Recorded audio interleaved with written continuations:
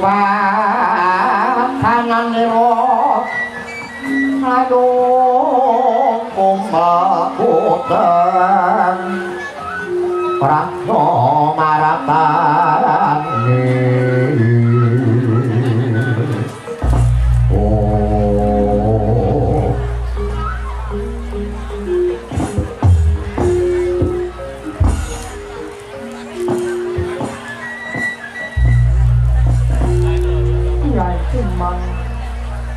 nggih Nyai Dewi yang pendawuh Nyai Dewi aku lagi gedhe wong panarima sing tanpa moyo Kyai dene wis sawetara wektu aku karo anak-anakku mbok prilan nginep ana omahmu kene malah wis ora kurang anggun wong paring marang aku anak-anakku Kyai nggih ingkang bakal menika panjenengan kaliyan ingkang putra menika kraos wonten mriki. Nggih saentene nggih Nyai Dewi. Saentene mawon wong pancen nggih wonten dusun nggih kados ngaten menika. Nggih, Sang Dewi. Nyuwun pangapunten mbok menawi wonten kirangipun Sang Dewi. Ora ana sing kurang Nyai, malah kapal luwih-luwih. Aku ora bisa mikir upamane aku ora bisa nginep ono manah hilang kene mbok kebiudat dene aku anak-anakku. Nggih wong kula niki ngurmaosi dados tetuangganing para kawula wonten ing Manahilan. Kula niki sampun dituwake enten mriki. Mila saking menika menawi wonten tamu saking Jawi badhe nyipeng wonten mriki nggih. Kedah kula saged nyekapi sedaya kabetahanipun Nyai Dewi. Ya Kyai, lagi gedhe sing tanpa upama pembae mangkene. Pripun. Kyai tenan. Tak sawang wiwit om dina telungguan iki kok benek lawan pajak tanpa akanmu. Kowe awan alang-alang mangan yen bengi tak sawang kula ora tau turu. Sajak yono bab sing ngebut-ngebut rasane. Kyai, yen pancen kowe mikir abot banjur sing kok pikir yo apa morenggak kandak nombok menawa aku sareng anak-anakku.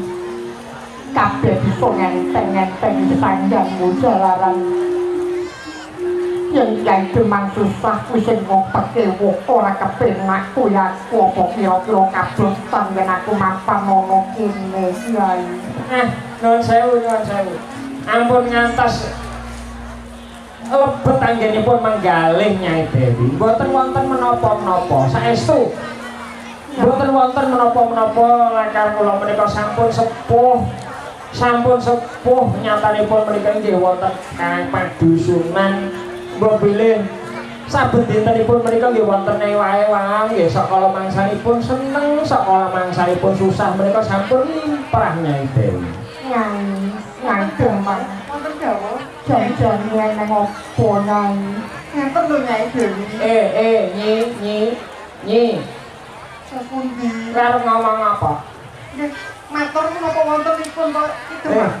Ora kena. Loh. Ora kena, kowe ora kena mikir apa-apa. Mung bakune ngene. Nuwun sewu Nyai Dewi, Kepiye Kyai? panjenengan sampun kraos wonten mriki. Aku wis krasa mapan ana Manahilan. Yen sampeyan sampun kraos wonten mriki malah babar pisan. Kula pasrahaken Manahilan dumateng Paduka kaliyan ingkang putra. Kyai, Pripun? persajan wae luwih becik kowe kandha apa anane kowe ngendika panane jalaran. Para sepuh padha paring dawuh. Pripun? Yen wong jagongan kuwi lumpuk luwih saka setengah dina sing wis manjing dadi pulau warga Kyai. Dadi aku nang kene wis sawetara wektu aku dudu wong jaban rangkah ambil klebu pulau warga Manahilan. Kula ngoten. Ora sampe prasaja wae yo Kyai. Nggih. Ning nyuwun pangapunten mila kula wau sampun matur kalian Paduka Nyai Dewi.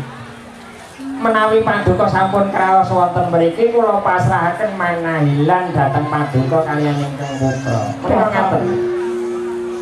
Namung saderengipun kula matur nyuwun pangapunten lan sampun dadosaken penggalian paduka Nyai Dewi.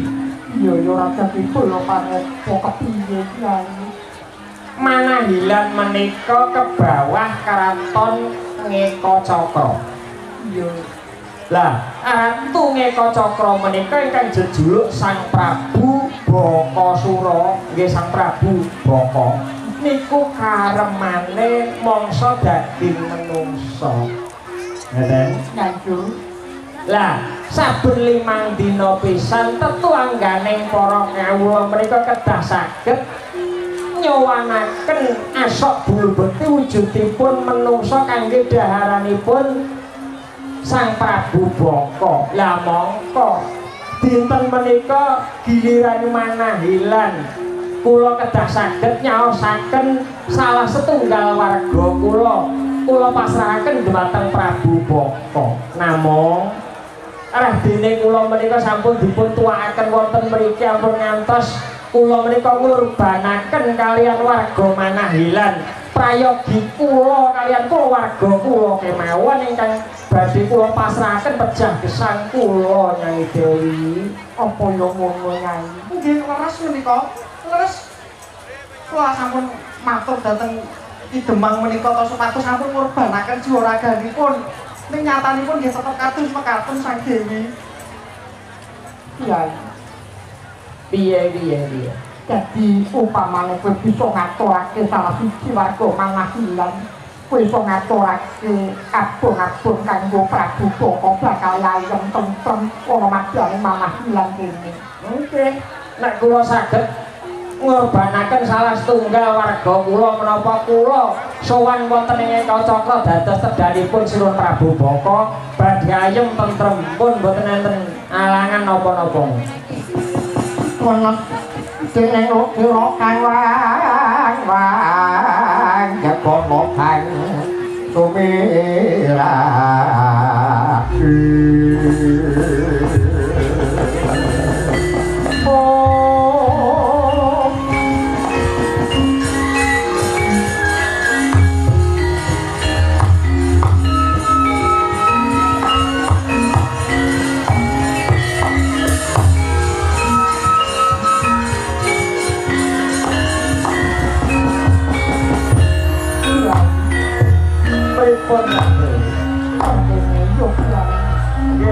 Kok terus pucuk-pucuk kok terus muwur menika pripun?